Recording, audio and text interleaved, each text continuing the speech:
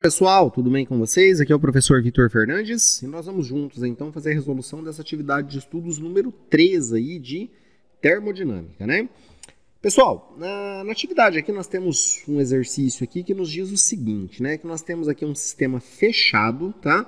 Então é bom a gente ir observando esses gatilhos aqui da nossa questão, porque essas palavras aqui são importantes aí pra gente.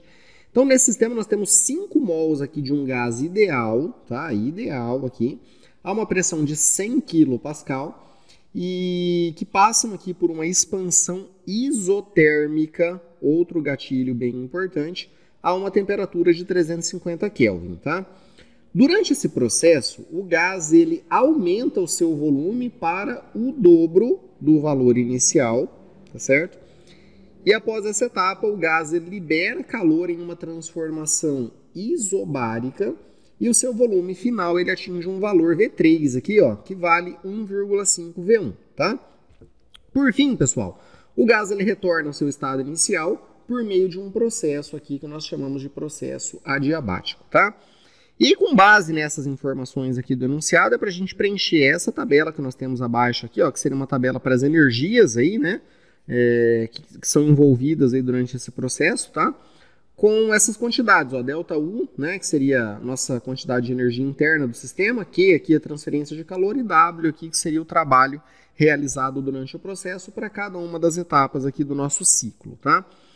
Pessoal, para a gente entender bem aí o contexto da questão, eu deixei aqui um esboço aí, tá certo? Com um diagrama PV aqui do que está acontecendo, tá? Porque nós temos fases aí desse processo e entender essas fases vai nos ajudar a resolver esse processo aqui certinho, tá?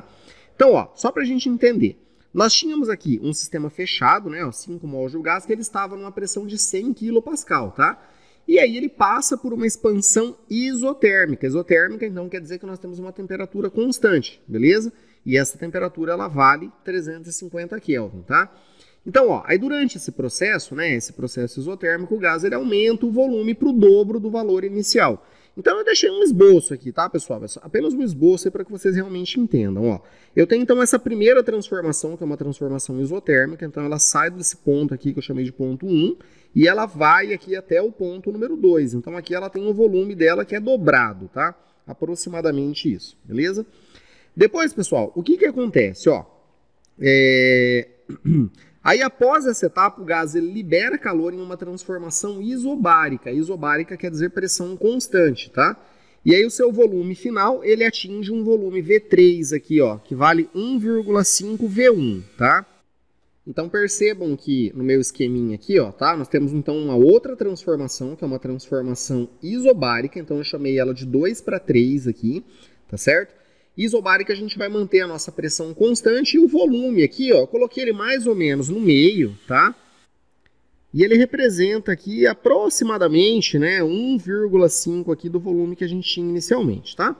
Então, por fim, após essa transformação 3, ele retorna aqui, ó, para o ponto número 1, tá certo? O gás retorna ao seu estado inicial por meio de um processo adiabático. Então, nós temos de 3 para 1.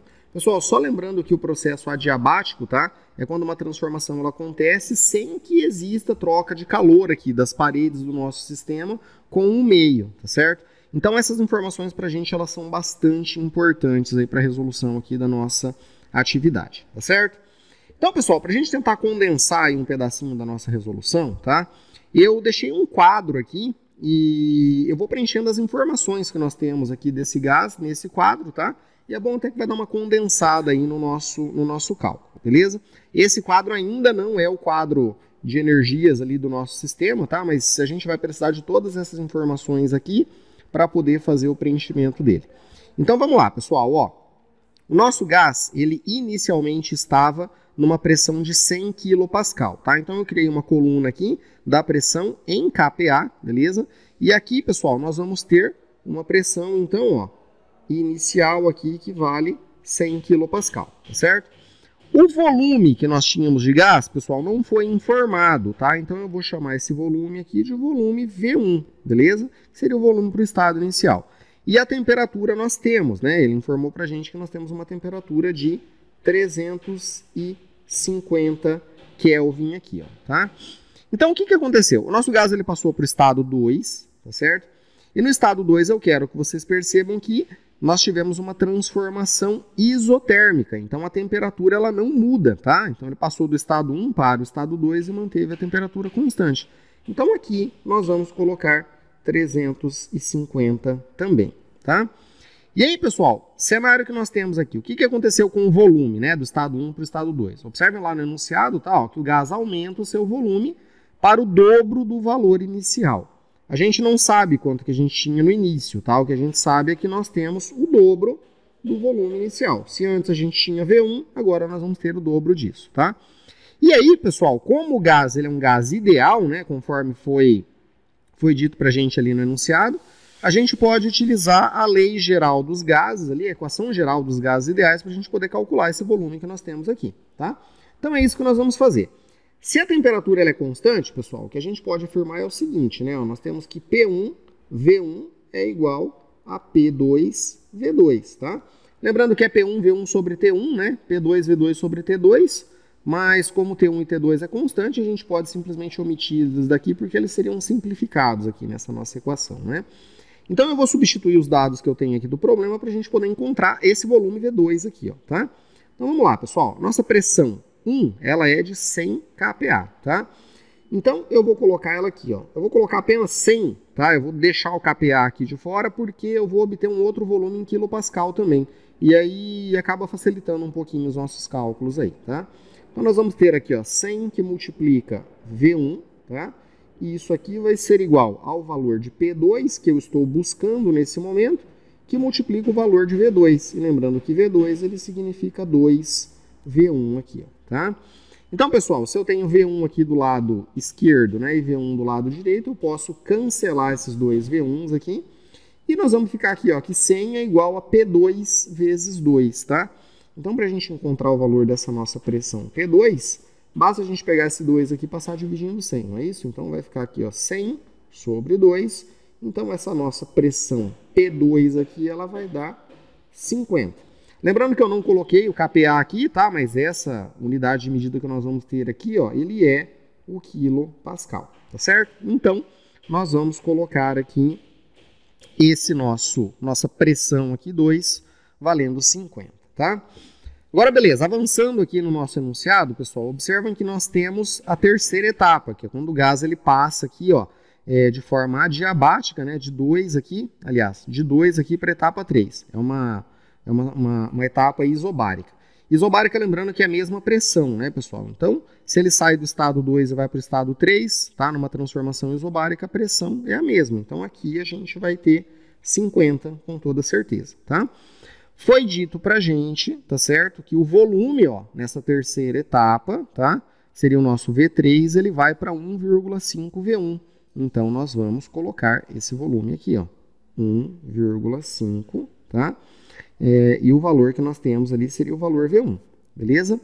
E como é que a gente vai fazer então para a gente calcular essa temperatura, né? Ó, que é o último quadrinho aqui que a gente precisa encontrar.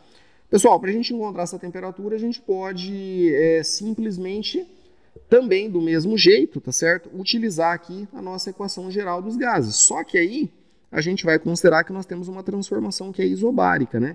Então é essa mesma aqui, ó, só que a pressão antes e depois é igual. Então, como é que essa equação fica, né? Nossa equação geral dos gases aqui, pessoal? Ela vai ficar assim, ó. V2, T2 é igual a um V3 sobre um T3. Então, lembrando como a pressão ficou igual, né? Ela foi mantida constante, eu não preciso colocar ela aqui na nossa equação, tá?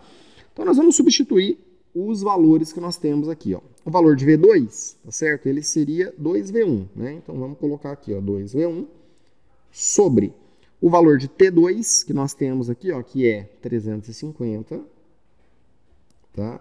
Isso aqui deve ser igual ao volume V3, tá? O nosso volume V3 é 1,5 aqui, ó, V1.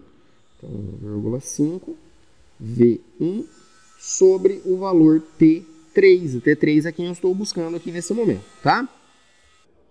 Bom, então, resolvendo aqui, pessoal, ó, observem que nós temos V1 aqui do lado esquerdo, V1 do lado direito, então a gente pode cancelar um com o outro aqui, tá? Aí a gente vem aqui e executa uma multiplicação cruzada, né, pessoal? Ó, então, nós vamos ter aqui, ó, que 2, né, que multiplica T3, ó, 2T3 Isso aqui vai ser igual a 350 vezes 1,5 aqui, ó, tá? Bom, então nós vamos ter aqui o seguinte, né, pessoal, que a nossa temperatura T3 aqui, ela vai ser 350, né, vezes 1,5, e isso aqui dividido por 2, tá?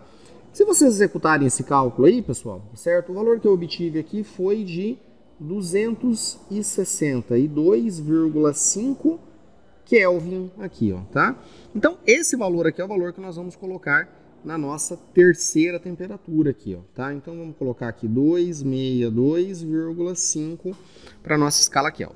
Beleza, quase tudo pronto aqui para a gente poder avançar para o cálculo lá do nosso quadro das energias, tá? Só que antes de avançar, pessoal, a gente precisa efetivamente desse volume aqui, ó. Não vai ter como a gente escapar dele, tá certo?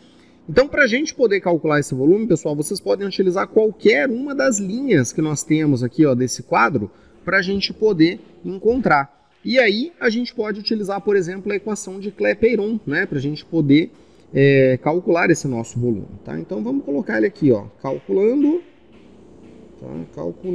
o volume. Não temos como avançar sem antes ter o valor desses volumes, tá, pessoal? Então, eu vou utilizar, por exemplo, a primeira linha aqui, ó, para poder fazer esse cálculo, tá? E aí, depois a gente segue aí, avançando na atividade. Então, eu vou utilizar a equação PV, né, igual a N vezes R, que multiplica o valor de T. Me interessa aqui o volume, né, pessoal? Vamos isolar ele aqui, então, ó. Esse volume vai ser nRT dividido aqui pelo valor da pressão que nós temos, tá? Então, calculando aqui o nosso volume, pessoal, ó, N seria o número de mols, tá? Vamos olhar lá no enunciado do exercício que ele nos disse que nós temos 5 mols ali do gás ideal, né? Bom, R seria a constante universal dos gases, lembrando que nós estamos trabalhando aqui, ó, nas unidades padronizadas aí do nosso sistema internacional, tá? Pressão em Pascal, volume em metro cúbico e temperatura em Kelvin, beleza? Então, assim sendo, a gente usa ela como 8,314, tá? Que multiplica o valor da temperatura. Eu vou pegar da primeira linha aqui, tá certo, pessoal? Então, nós vamos usar aqui 350, isso aqui dividido pelo valor da pressão que nós temos. Só tomem cuidado que ela está em quilopascal e ela tem que ser dada em pascal apenas, tá? Então, nós vamos ter aqui 100 vezes 10 elevado à terceira, ou 100.000 aí, se vocês preferirem, tá? Pessoal, executando o cálculo desse volume, certo? O valor que eu obtive aqui foi de aproximadamente 0,145 aqui metros cúbicos, tá? Então aí a gente pode, por exemplo, tá certo? Copiar esse nosso quadro aqui de novo, escrever ele novamente, tá? E aí nós vamos simplesmente colocar os volumes que a gente acabou de calcular aqui, ó. Então vamos colar essa nossa tabelinha aqui, deixa eu jogar ela um pouquinho mais para cá. Eu vou apagar aqui então os nossos volumes, tá certo? E aí eu vou substituir pelos valores que a gente tem. Bom, primeiramente a gente tinha o volume V1, né, que deu aqui 0,145, tá? No nosso ponto número 2 ali, pessoal, a gente tinha 2V2, não era isso? Ó, o volume ele foi dobrado aqui, ó. Aliás, 2V1, né? Então, nós vamos multiplicar esse 0,145 aqui por 2, e o valor que eu obtive aqui foi 0,29, tá? E por fim, aqui na nossa terceira etapa, nós temos 1,5V1. Então, é só multiplicar esse valor aqui por 1,5, tá? E vamos chegar aqui num volume 0,2175, beleza? Então, agora sim, ó, esses dados eles eram obrigatórios para a gente conseguir preencher, tá certo? Aquele quadro lá das energias, tá?